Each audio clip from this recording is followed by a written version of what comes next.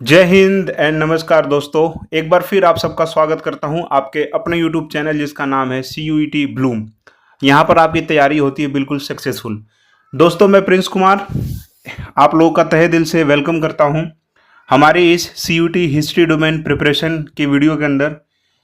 इस वीडियो के अंदर हम लोग जो है हमने भक्ति सूफी परंपरा चैप्टर को कंप्लीट कर लिया है। और चूंकि चैप्टर हम लोग एक बार कंप्लीट कर लेते हैं उसके बाद हम लोग प्रैक्टिस करते हैं, मॉक टेस्ट लगाते हैं।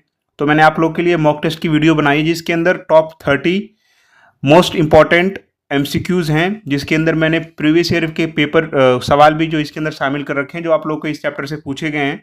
NTA ने जो आप लोग के एग्जाम के अंदर पूछे थे 2022, 2023, 2024 और मोस्ट इंपॉर्टेंट सवाल जो आप लोग के 2025 CUT के अंदर पूछे जाने की संभावना है, उन सवालों को भी इसके अंदर मैंने ऐड किया है। दोस्तों आप लोग को वीडियो को बहुत ध्यान से देखना है, ये बहुत इंपॉर्टेंट वीडियो रहने वाला है उन बच्चों के लिए भी जिन्होंने जो है NCERT को पढ़ लिया है, बस उनको समझ में नहीं आ रहा कि सवाल किस तरह के होंगे। प्रैक्टिस करना चाहते हैं कि भाई वो प्रैक्टिस करें, जो उनके फैक्ट्स उन्होंने याद किए हैं उनको जो है वो क्वेश्चंस के रूप में लगाना चाहते हैं। तो ये वीडियो उनके लिए भी है और उन बच्चों के लिए भी जिन्होंने NCERT को रिवीजन अच्छी तरह से कर लिया है, बस जो है वो सवाल को देखना चाहते हैं। तो ये वीडियो सभी के लिए, बस आप लोग को ध्यान से इस वीडियो को देखना है। आप लोग इससे ये वीडियो उन्हीं बच्चों के लिए फ़ायदेमंद हो सकती है, खैर सबके लिए फ़ायदेमंद होगी, लेकिन उन बच्चों के लिए ज़्यादा फ़ायदेमंद होगी जिन्होंने जो है मेरे द्वारा पढ़ाए गए NCERT चैप्टर भक्ति सूफी परंपरा को अच्छी तरह से कवर कर लिया है। तो चलिए दोस्तों बिना किसी देरी के सवालों को शुरू करते हैं। और सवालों को शुरू करने से पहले मैं आप लोग को बता दूं कि मैं जो है प्रिंस कुमार आप लोगों को हिस्ट्री डोमेन के प्रिपरेशन करा रहा हूँ। और मैंने जो है इससे पहले कई सारी वीडियो बना दी है, 6 चैप्टर मैंने कवर करा दिए हैं और आज हम लोग जो है MCQ की वीडियो कवर करेंगे। तो चलिए दोस्तों बिना किसी देरी के कवर करते हैं। तो देखिए सबसे पहला सवाल आप लोगों से इस चैप्टर से क्या बन सकता है। सबसे पहला सवाल जो है आप लोग का बनेगा इस चैप्टर से कि भाई सूफी संत निजामुद्दीन औलिया किस सिलसिले से जुड़े थे।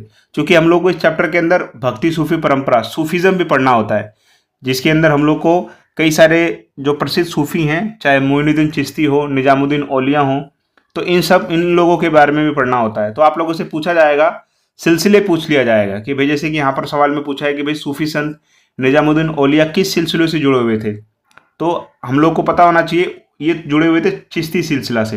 ये एक तरह से इनके जो गुरु का नाम था मोइनुद्दीन चिश्ती, उन्होंने जो है चिश्ती सिलसिला शुरू किया था।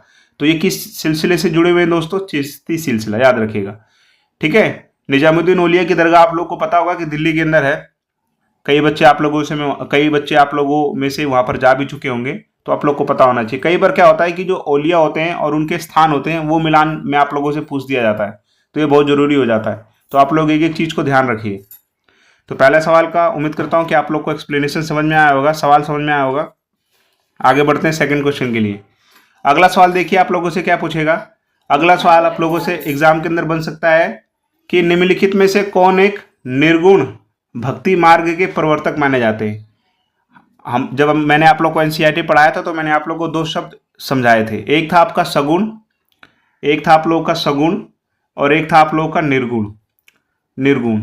सगुण और निर्गुण में क्या अंतर होता है दोस्तों? तो सगुण वो लोग होते हैं जो परमात्मा की जो पूजा होते हैं एक मूर्ति के रूप में करते हैं, ठीक है। और निर्गुण वो होते हैं जो परमात्मा को निराकार, ठीक है, वो बोलते हैं कि परमात्मा की कोई शक्ल नहीं है, परमात्मा को हम मूर्ति के रूप में नहीं पूछते हैं। तो ये अंतर हो गया, ठीक है। जिसके निर्गुण के अंदर आपके गुरु नानक देव जी आते हैं, कबीर जी आते हैं। सगुण के अंदर जो है अलवार आते हैं, नैनार आते हैं। तो यहाँ पर आप लोगों से सवाल यही पूछा गया है कि निम्नलिखित में से कौन एक निर्गुण भक्ति मार्ग के प्रवर्तक माने जाते हैं। भाई जिनका पूजा पाठ करने का जो तरीका था निर्गुण था, जिनके लिए भगवान जो थे बिल्कुल निराकार थे। तो मैंने अभी आप लोग को बताया कि कबीर जी और गुरु नानक जी जो थे निर्गुण भक्ति मार्ग के मानने वाले थे। तो इसका राइट आंसर क्या हो जाएगा दोस्तों? कबीर, ठीक है। कबीर जी जो थे निर्गुण भक्ति के प्रवर्तक थे। तो आप लोगों से ये सवाल भी पूछा जा सकता है। ये बहुत बेसिक सवाल हैं। अगर ये बेसिक सवाल, बेसिक कंसेप्ट आप लोग के क्लियर है तो आप लोग सवालों को आसानी तरीके से जो है डील कर सकते हो, क्रैक कर सकते हो। कोई आप लोग के लिए बहुत बड़ी चुनौती नहीं बनेगी एग्जाम के अंदर इस तरह के सवाल। बस आप लोग को NCERT आप लोगों ने अच्छी तरह से पढ़ा होना चाहिए, एक एक फैक्ट्स को आप लोग को जो है रटा होना चाहिए। तो आप आसानी तरीके से जो है NTA कहीं से भी सवाल बनाएं, आप लोग जो है उन सवालों को सॉल्व करने की हालत में रहोगे। तो चलिए आगे बढ़ते हैं, क्वेश्चन नंबर 3 के बारे में बात करते हैं। क्वेश्चन नंबर 3 क्या बोलता है? सूफी संतों के प्रमुख विचारों में कौन सा सिद्धांत मुख्य था, यानी कि जो सूफी संत वगैरह थे वो उनका प्रमुख विचार क्या था, किस विचार से ज़्यादा वो लोग जो थे समझते थे, किस विचार से वो लोग का मतलब था दोस्तों। तो जो सूफी संत थे हम लोगों ने पढ़ा है कि सूफी संतों का मतलब था ईश्वर भक्ति। वो दुनियादारी को छोड़ करके केवल परमात्मा की भक्ति करना चाहते थे। ठीक है, वो समाज को त्याग करके अकेले में रह करके बिना सामाजिक अपने बंधनों को निभाए हुए, सामाजिक दायित्व को निभाए हुए वो एकांत में रह करके परमात्मा का केवल परमात्मा का केवल नाम जप करते थे। वो चाहे सूफी हो चाहे संत हो दोस्तों, है ना। तो परमात्मा की भक्ति उनके लिए सबसे बड़ी इंपॉर्टेंट चीज थी। तो इसका राइट आंसर क्या हो जाएगा, ईश्वर की भक्ति।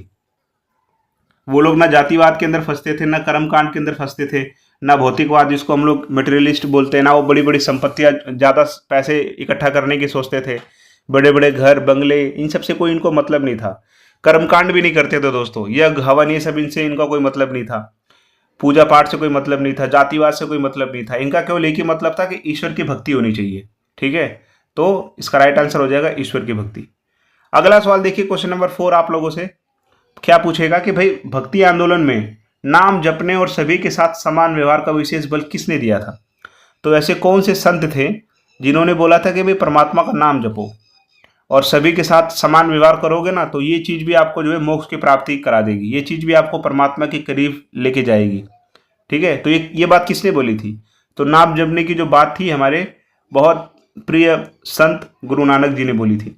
गुरु नानक जी ने एक बात बोली थी कि भाई अगर आप प्रभु का निरंतर स्मरण कर रहे हो, प्रभु का निरंतर आप जो नाम जप कर रहे हो, तो ये आपकी बहुत बड़ी भक्ति है। आपको जो है कर्मकांड करने की जरूरत नहीं है। अगर आप लोग जो है सच्चे मन से भगवान का दिन में 4 बार भी सच्चे मन से नाम ले रहे हो ना, तो वो भी जो है आपको मोक्ष की प्राप्ति होगा, आप परमात्मा के करीब जाओगे।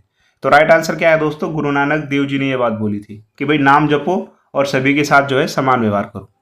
ठीक है, उम्मीद करता हूं कि ये सवाल भी क्लियर हो गया होगा। इसी तरीके के सवाल आप लोगों जो है एनटीए पूछने वाला एग्जाम के अंदर। आप लोग डरिए मत, क्योंकि मैंने आप लोग को कई सारी चीज आप लोग को एविडेंस के साथ बताया कि किस तरह से बेसिक सवाल जो है एनटीए पूछता है बुक में से। तो इसलिए कहता हूं कि आप लोग एनसीईआरटी को पढ़िए, और मैं आप लोग को बहुत अच्छी तरह से एनसीईआरटी पढ़ा रहा हूँ, एविडेंस के साथ पढ़ा रहा हूँ। पढ़ाते पढ़ाते मैं आप लोग को ये भी बताता हूँ कि देखिए कहाँ से सवाल एनटीए पूछता है, किन फैक्ट्स में एनटीए आप लोगों से सवाल पूछता है। तो वो फैक्ट्स भी आप लोग को रटवाता हूँ, मैं समझाता हूँ। अगला सवाल देखिए, क्वेश्चन नंबर 5 आप लोगों से क्या पूछ रहा है कि भाई भक्ति आंदोलन की शुरुआत किस क्षेत्र से मानी जाती है। भाई कहाँ से जो है भक्ति आंदोलन की शुरुआत हुई थी। तो भक्ति आंदोलन की शुरुआत हुई थी दक्षिण भारत से, याद रखिएगा। कहाँ से हुई थी दोस्तों, साउथ इंडिया से जो है भक्ति मूवमेंट स्टार्ट हुआ था। ठीक है, हाँ, भक्ति मूवमेंट कहाँ से स्टार्ट हुआ था, साउथ इंडिया से हुआ था। फिर ये फैलते फैलते उत्तर भारत, पूर्वी भारत, पश्चिम भारत तक फैल गया दोस्तों। क्वेश्चन नंबर 6 आप लोगों से क्या पूछ सकता है, निम्नलिखित में किस भक्ति संत ने भेदभाव रहित समाज की बात की थी। इन्होंने बोला था भाई समाज के अंदर भेदभाव नहीं होना चाहिए, किसी भी प्रकार का डिस्क्रिमिनेशन को उन्होंने जो है प्रतिबंधित किया था, वर्जित किया था दोस्तों, पसंद नहीं करते थे।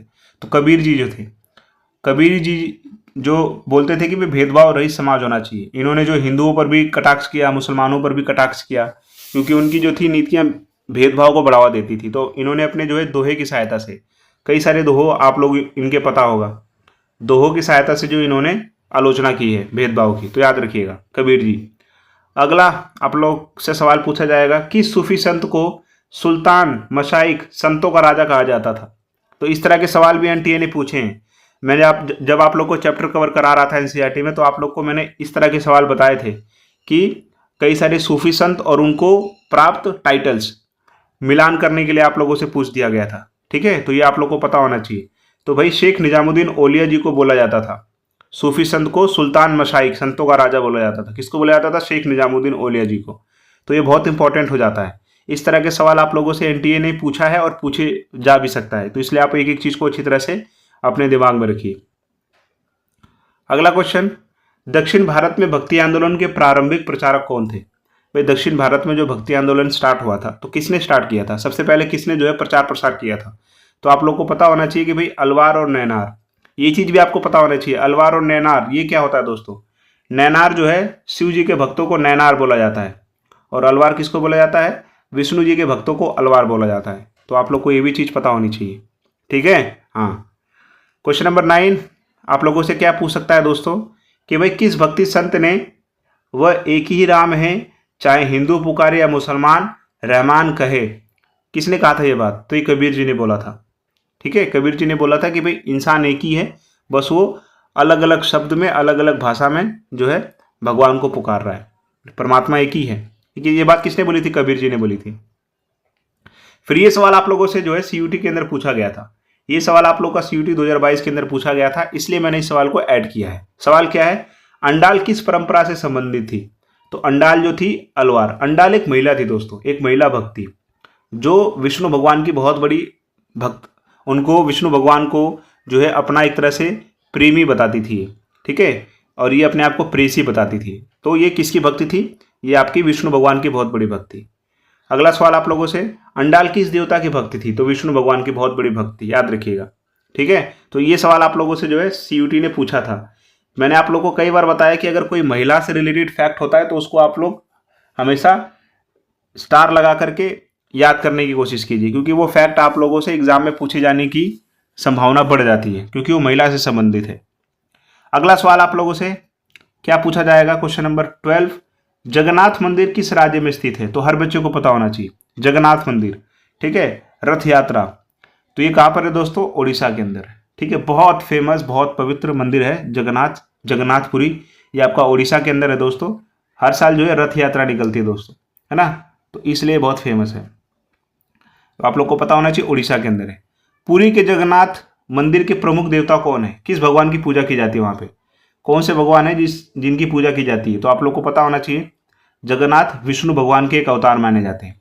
ठीक है, जिनकी वहाँ पर धूमधाम से पूजा की जाती है दोस्तों। तो ये सवाल आप लोगों से पूछा जाएगा, इस तरह के सवाल आप लोगों से पूछा जाएगा। कई बार आप लोगों से मैप बेस्ड सवाल भी पूछ देता है, जैसे कि ये है, ये बहुत मैप बेस्ड सवाल है। ये आप लोगों से पूछ देगा कि भाई जगन्नाथ मंदिर किस राज्य में स्थित है, तो बच्चे को राज्य नहीं पता होगा, ये उड़ीसा के अंदर स्थित है। ठीक है, तो इस हिस्ट्री जो है वो मैप से रिलेटेड भी होता है, कई बार लोकेशंस पूछ दी जाती है, तो इस तरह से आप लोग को पता होना चाहिए। अगला सवाल कि भाई पुरी का जगन्नाथ मंदिर किस धर्म का प्रमुख केंद्र है? चूंकि विष्णु भगवान से संबंधित है तो वैष्णव धर्म। कौन सा धर्म दोस्तों? वैष्णव धर्म, याद रखिएगा। ठीक है, तो ये तमाम सवाल जो है ना बहुत इंपॉर्टेंट है, बहुत इंपॉर्टेंट है। इस एक एक सवाल को अच्छी तरह से एनालिसिस करने के बाद मैंने पीडीएफ के अंदर ऐड किया है, तो आप लोग इसको हल्के में बिल्कुल भी मत लीजिए। अगर आप लोग को वीडियो अच्छी लग रही है ना, तो आप लोग मेरे चैनल पर जा सकते हैं, इसका नाम है CUET ब्लूम। वहाँ पर मैंने पूरी प्लेलिस्ट बना रखी है आप लोग का हिस्ट्री डोमेन के। मैंने चैप्टर 1 से लेकर के आप लोग को पढ़ा रखा है, MCQ सॉल्व करा रखे हैं, प्रीवियस ईयर सवाल किस तरह से बनते हो, तमाम चीज़ें मैंने आप लोग की सॉल्व करा रखी है। बस आप लोग जाइए चैनल पर, देखिए और अपनी प्रिपरेशन को आसान कीजिए। ठीक है, बाकी मैं संभाल लूँगा।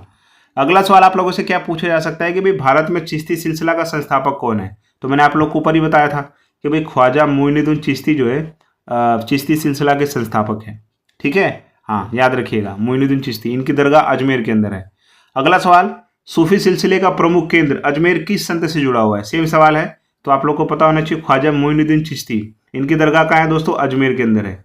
और इनको क्या बोला जाता है? इनको जो है गरीब नवाज बोला जाता है। क्या बोला जाता है दोस्तों? गरीब नवाज, याद रखिएगा। ये सवाल भी पूछा था NTA ने कि भाई निम्नलिखित में से किस सूफी संत को गरीब नवाज से जाना जाता है? तो ख्वाजा मोइनुद्दीन चिश्ती जी को जो है गरीब नवाज के नाम से जाना जाता है, और इनकी जो दरगाह है ये अजमेर के अंदर है, अजमेर राजस्थान के अंदर। अगला सवाल आप लोगों से क्या पूछा जाएगा? सुहरावर्दी सिलसिला की किस सूफी संत ने स्थापित किया था? कई सारे सिलसिले थे, चिश्ती सिलसिला, सुहरावर्दी सिलसिला। तो सुहरावर्दी जो सिलसिला था इसके संस्थापक हैं आपके शेख शिहाबुद्दीन सुहरावर्दी, याद रखिएगा। कई बार सिलसिले और उनके संस्थापक मिलान करने के लिए आप लोगों से एग्जाम के अंदर पूछ लिए जाएंगे।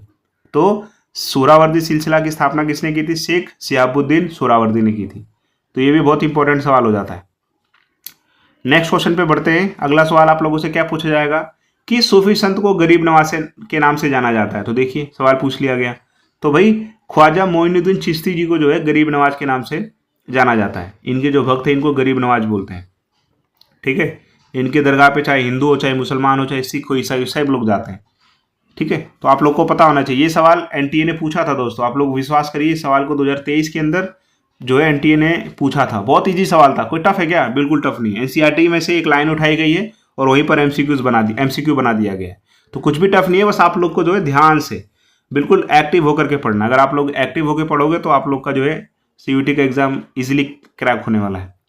आगे बढ़ते हैं। नेक्स्ट क्वेश्चन, क्वेश्चन नंबर 19 क्या पूछ रहा है आप लोगों से? महबूब ए इलाही की सूफी संत की उपाधि थी। अब देखिए उपाधि भी पूछ ली गई है। तो निजामुद्दीन औलिया जी को ये उपाधि दी गई थी, महबूब ए इलाही। तो इस तरह से सवाल भी आप लोग से एग्जाम के अंदर पूछ लिए जाते हैं। ठीक है, तो याद रखिएगा महबूब ए इलाही ये जो उपाधि किसको दी गई थी, तो निजामुद्दीन औलिया जी को दी गई थी। किसको दी गई थी दोस्तों, निजामुद्दीन औलिया जी को दी गई थी। ठीक है, जिस तरह से निजामुद्दीन औलिया किसके शिष्य थे दोस्तों, चिश्ती जी के, मोइनुद्दीन चिश्ती जी के। इसी तरह से निजामुद्दीन औलिया के शिष्य का नाम था अमीर खुसरो। क्या नाम था दोस्तों, अमीर खुसरो। अमीर खुसरो याद रखिएगा, अमीर खुसरो किसके शिष्य थे, निजामुद्दीन औलिया के शिष्य थे। और निजामुद्दीन औलिया की दरगाह कहाँ पर है, तो दिल्ली के अंदर है। ठीक है ना, इस तरह के सवाल आप लोग से एग्जाम के अंदर पूछे जाएंगे। ठीक है, आगे बढ़ते हैं। शकरगंज के नाम से किस सूफी संत को जाना जाता है, तो बाबा फरीद को जो है शकरगंज बोला जाता है। बाबा फरीद को जो है क्या बोला जाता है, शकरगंज बोला जाता है। अब देखिए बाबा फरीद की कई सारी बातों को जो है गुरु ग्रंथ साहिब के अंदर शामिल किया गया है। गुरु ग्रंथ साहिब जो है ना बहुत पवित्र पुस्तक है सभी लोगों के लिए। गुरु ग्रंथ साहिब जो है पुस्तक है पवित्र। इसमें कई सारे सूफी संत, बड़े सूफी संत, जिनके जो विचार बहुत समाज को बदलने वाले विचार थे ना, तो गुरु ग्रंथ साहिब के अंदर कई सारे सूफी संतों के बातों को रखा गया, उनकी गुरुवाणियों को रखा गया है। जैसे बाबा फरीद, इनकी बातों को रखा गया है। उसके बाद में आपके हो गए कबीर जी की बातों को इसके अंदर रखा गया है, गुरु नानक जी की बातों को इसके अंदर रखा गया है। तो गुरु ग्रंथ साहिब जो पवित्र पुस्तक है ना, तो उसके अंदर कई सारे सूफी संतों की बातों को रखा गया है, जिनमें से बाबा फरीद भी एक थे। और बाबा फरीद को किस नाम से जाना जाता था, तो शकरगंज। तो इस तरह के सवाल आप लोग से एग्जाम के अंदर पूछे जाएंगे, क्योंकि ये ट्रिकी सवाल हैं। ये क्या है दोस्तों, ट्रिकी सवाल है। इसी तरह के सवाल आप लोग से एग्जामिनर पूछने वाला है। अगला सवाल, मुजद्दिद अल्फ ए सानी की उपाधि किसे दी गई थी, तो शेख अहमद सर हिंदी को दी गई थी। तो इस तरह के भी सवाल आप लोगों से पूछे जाएंगे। मुजद्दिद अल्फ ए सानी की उपाधि किसे दी गई थी, तो शेख अहमद सर हिंदी को दी गई थी। तो आप लोग याद रखिएगा, ये जो उपाधि थी किसको दी गई थी, शेख अहमद सर हिंदी को दी गई थी।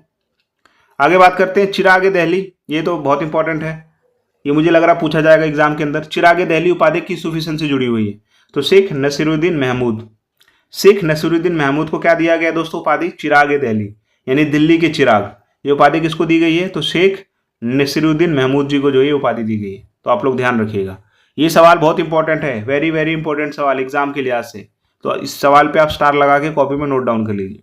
अगला सवाल देखिए, ये सवाल भी आप लोग को पता होना चाहिए। घुमा फिरा के एक ही टॉपिक से कई सारे सवाल पूछे जा सकते हैं कि सूफी संत का प्रमुख केंद्र अजमेर था। तो भाई अजमेर किसकी दरगाह है, गरीब नवाज की। गरीब नवाज के नाम से कौन जाना जाता है, तो शेख मोइनुद्दीन चिश्ती जो है गरीब नवाज के नाम से जाने जाते हैं। तो आप लोग को पता होना चाहिए, एक टॉपिक से कई सारे एमसीक्यूज बना सकती है और एनटीए यही करती है। ठीक है, एनटीए यही करती है, एक टॉपिक से घुमा फिरा के सवाल बनाती है और बच्चों को कंफ्यूज करने की कोशिश करती है। अगला सवाल, मियां मीर का संबंध किस स्थान से था, तो भाई मियां मीर का संबंध लाहौर से। और लाहौर अभी किधर है दोस्तों, पाकिस्तान के अंदर। पाकिस्तान के अंदर है दोस्तों लाहौर। तो आप लोग को पता होना चाहिए। नेक्स्ट क्वेश्चन, गुरु ग्रंथ साहिब जी की किस धर्म का सबसे प्रमुख धार्मिक ग्रंथ है, तो भाई आदि गुरु ग्रंथ साहिब जो है वो सिख धर्म से है। ये सिख धर्म की, लेकिन इंपॉर्टेंट सबके लिए है, सारे धर्मों के लिए इंपॉर्टेंट है। सभी लोग इसको पढ़ते हैं और इससे ज्ञान प्राप्त करते हैं। ठीक है, तो सिख धर्म से संबंधित है गुरु ग्रंथ साहिब। उसके बाद में अगला सवाल, गुरु ग्रंथ साहिब का संकलन किसने किया था, भाई किसने इस बुक को जो है लिखा था, किसने इस बुक को लिखा था, तो गुरु अर्जन देव जी ने जो है इसको लिखा था। तो ये सवाल भी एनटीए ने आप लोग के एग्जाम के अंदर पूछा था कि भाई गुरु ग्रंथ साहिब का संकलन किसने किया था। तो गुरु ग्रंथ साहिब का संकलन जो था किसने किया था, गुरु अर्जन देव जी ने किया था। तो कई बार ये सवाल पूछा गया है, कई बार क्या है ये सवाल पूछा गया है। स्टेटमेंट, कई सारे स्टेटमेंट में ये सवाल दे दिया गया था और बोला था कि बताइए निम्नलिखित में से कौन से स्टेटमेंट सही हैं। तो गुरु अर्जन देव जी ने क्या किया था, संकलन किया था, किसका, गुरु ग्रंथ साहिब का। तो ये फैक्ट आपको पता होना चाहिए। ठीक है, हाँ। अगला, गुरु ग्रंथ साहिब का सबसे पहला गुरु कौन है जिनके पद शामिल थे, तो गुरु नानक जी के इसके अंदर पद शामिल किए गए थे। बाद में कई सारे संतों के इसके अंदर शब्द रखे गए थे, जिसके अंदर कबीर हैं, बाबा फरीद हैं, गुरु नानक देव जी हैं। लेकिन जो सबसे पहले गुरु नानक देव जी की बातों को इसके अंदर जो है रखा गया था, किसके अंदर, गुरु ग्रंथ साहिब के अंदर। ठीक है दोस्तों, तो ये आप लोग के जो थे 27 क्वेश्चंस थे टॉप इंपॉर्टेंट इस चैप्टर से रिलेटेड। ये एमसीक्यूज बन सकते हैं। मैं ये नहीं कहता कि ये इन्हीं में से सवाल आप लोग के एग्जाम के अंदर पूछेंगे, मैं ये कभी नहीं बोलता, लेकिन मैं यही जरूर बोलता हूँ कि आप लोग अगर इनको कर जाओगे तो आपकी तैयारी जो है अच्छी हो जाएगी, आप लोगों के अंदर एक आत्मविश्वास आएगा और आप लोग जो है, आप लोग मान के चलिए अगर आप लोगों ने एमसीक्यूज कर लिया ना तो आप लोगों ने एक तरह से रिवीजन कर लिया, एनसीईआरटी के इस चैप्टर का जो है रिवीजन कर लिया। बाकी आप लोग जितना अच्छी तरह से पढ़ोगे, उतना अच्छी तरह से रिवीजन करोगे, जितना अच्छी तरह से एनालिटिकली सोच पाओगे, उतना अच्छी तरह से आप लोग जो है सीयूटी के पेपर में अच्छा परफॉर्म कर पाओगे। मैं कभी इस बात का जो है ये दावा नहीं करता कि भाई आप लोग मेरे पढ़ाए गए चीज़ों को देख लीजिए और वो मोर देन सफिशिएंट है। सफिशिएंट कुछ भी नहीं है दोस्तों, बस आप लोग जितना ज़्यादा प्रैक्टिस करोगे उतना ज़्यादा अपनी मंजिल के करीब जाते जाओगे। तो मैं कोशिश करता हूँ कि मैं आप लोग की जो है बेस को स्ट्रॉन्ग कर सकूँ। एनसीईआरटी आप लोग को लाइन बाय लाइन पढ़ाता हूँ, उसके अंदर मैं जो है एमसीक्यूज को शामिल करता हूँ, प्रीवियस ईयर जो सवाल पूछे गए उनको शामिल करता हूँ, ताकि आप लोग को जो है लाइव एविडेंस दे सकूँ मैं कि किस तरह के सवाल आप लोगों से पिछले साल पूछे गए हैं, है ना। फिर उसी हिसाब से जो मैं आप लोग को फैक्ट्स लिखवाता हूँ, पढ़वाता हूँ, समझाता हूँ, फिर एमसीक्यूज की वीडियो बनाता हूँ ताकि आप लोग रिवीजन करके अच्छी तरह से टेस्ट लगा सको यहाँ पर, क्योंकि सभी बच्चे जो है मॉक टेस्ट नहीं दे सकते हैं जो पेड प्लेटफॉर्म है। तो उन बच्चों के लिए और बाकी सभी बच्चों के लिए मैं ये कोशिश करता हूँ। तो बदले में आप लोगों से उम्मीद ये करता हूँ कि आप लोग जो वीडियो को अच्छी तरह से देखेंगे, एंड तक देखेंगे। वीडियो अगर पसंद आए तो आप लोग वीडियो को लाइक करेंगे, चैनल को सब्सक्राइब करेंगे, ताकि मैं मोटिवेट हो सकूँ। मुझे पता तो चल सके कि भाई फीडबैक मिला कि भाई इतने बच्चों ने सब्सक्राइब किया, इतने बच्चों ने कमेंट किया, लाइक किया, इसका मतलब उन बच्चों तक मेरी बात पहुँच रही है, उन बच्चों को बेनिफिट हो रहा है ना। तो मैं और मेहनत करने की कोशिश करता हूँ। तो आप लोग बस वीडियो को देखिए एंड तक और परेशान मत होइए। जो जो चीज़ बता रहा हूँ उसको आप लोग फॉलो कीजिए। डेफिनेटली आप लोग का सीयूटी क्रैक होने वाला है। हिस्ट्री डोमेन के अंदर आप लोग के अच्छे नंबर आएंगे, ये बात आप लोग मान कर चलिए, ठीक है। तो इसी के साथ मिलते हैं नेक्स्ट वीडियो में, तब तक पढ़ते रहिए और रिवीजन करते